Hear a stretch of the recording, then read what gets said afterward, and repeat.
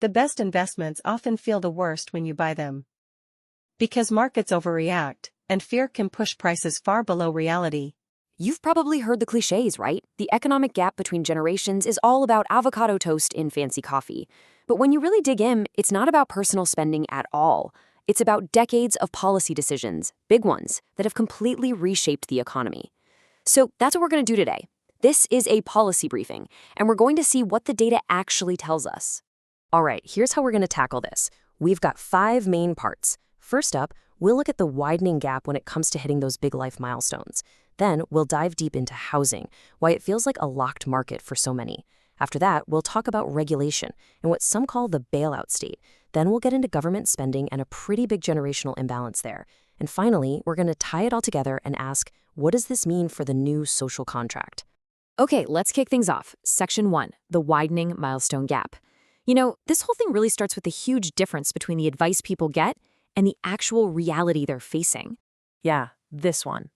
Pull yourself up by your bootstraps. I mean, we've all heard it 1,000 times, right? But here's the thing about that advice. It kind of assumes the game is the same as it was, say, 50 years ago. And it just isn't.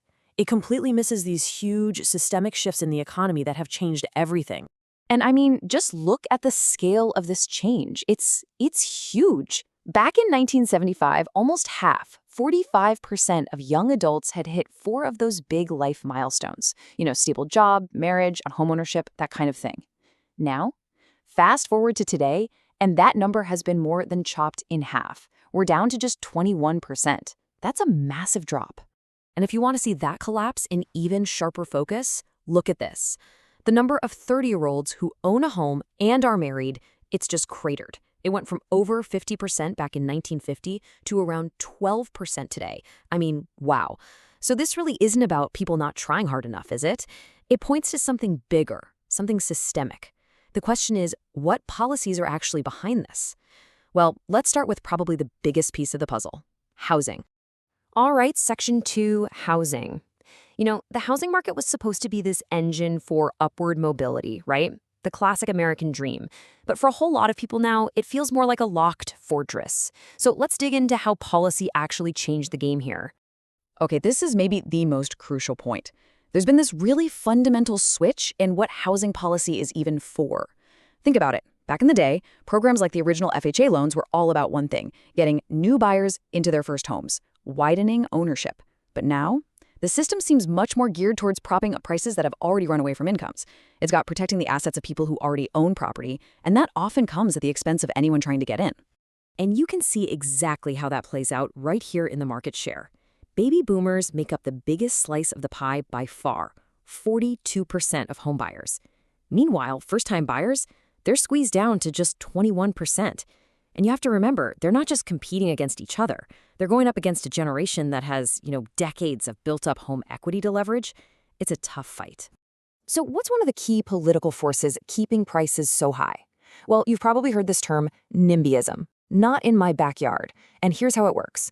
Older homeowners tend to be way more represented in local elections. They show up and vote, and they often vote to oppose new developments in their area, blocking apartments, fighting against density. And when you do that, you restrict the housing supply. Basic economics, right? Less supply, higher prices. And the end result of all that is pretty staggering. We're talking about a nationwide housing gap estimated to be around 4 million homes by 2025. This isn't just some temporary market blip. It's a direct consequence of policy choices that have prioritized protecting existing assets over making sure there's enough housing to go around. And this whole theme, protecting existing assets, whatever the cost, that's a perfect lead-in to our next section, financial regulation. Okay, Section 3. Now we're talking about the bailout state. And to do that, we have to go back to 2008.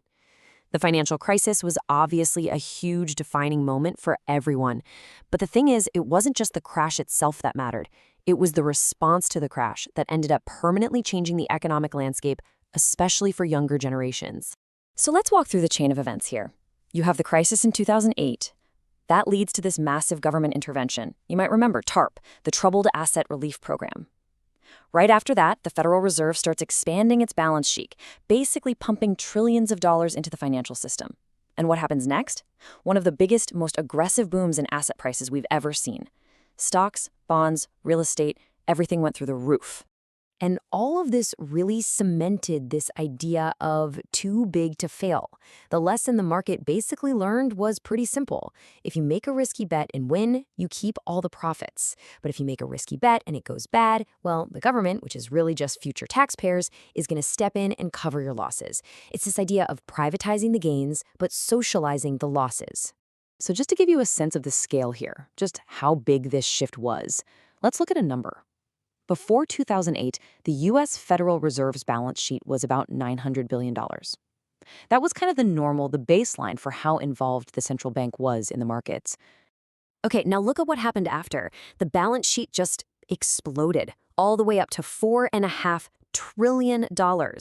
This massive flood of cheap money sent asset prices into the stratosphere. And who benefited the most? Well, overwhelmingly, it was older generations who already owned the majority of stocks and homes. And of course, it just poured rocket fuel on the housing market we were just talking about, making it that much harder for anyone without assets to even think about getting in. So that brings us to our fourth big policy area, spending. We're going to look at the deep structural imbalance in how the federal government spends our money. And, maybe more importantly, who ends up with the bill. Yeah, this chart, it really tells a powerful story, doesn't it? For 2025, the estimate is that the federal government will spend $2.7 trillion on retirees. Now compare that to spending on youth, so anyone under 26. That's $449 billion. So we're talking about roughly 6 times more money going to older Americans than to younger ones. And, of course, all the debt that's been built up to fund this kind of spending has its own major consequences. Get this.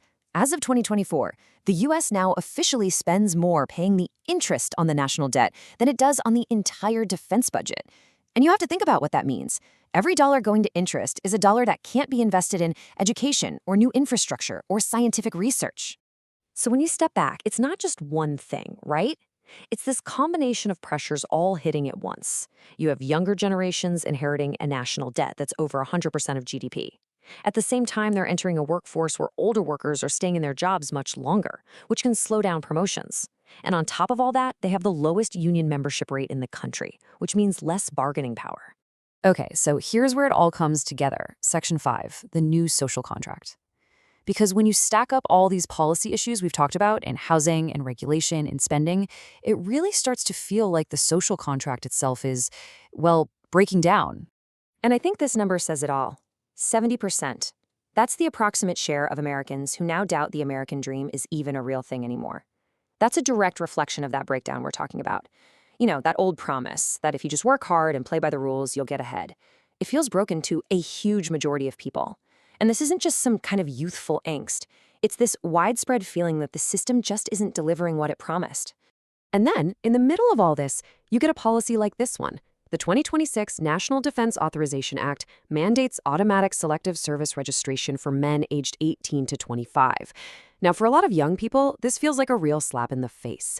The thinking is something like, okay, so I've been priced out of buying a home, I've had to delay starting a family, I've been handed this giant national debt bill, and now the state is demanding my potential service on top of everything else?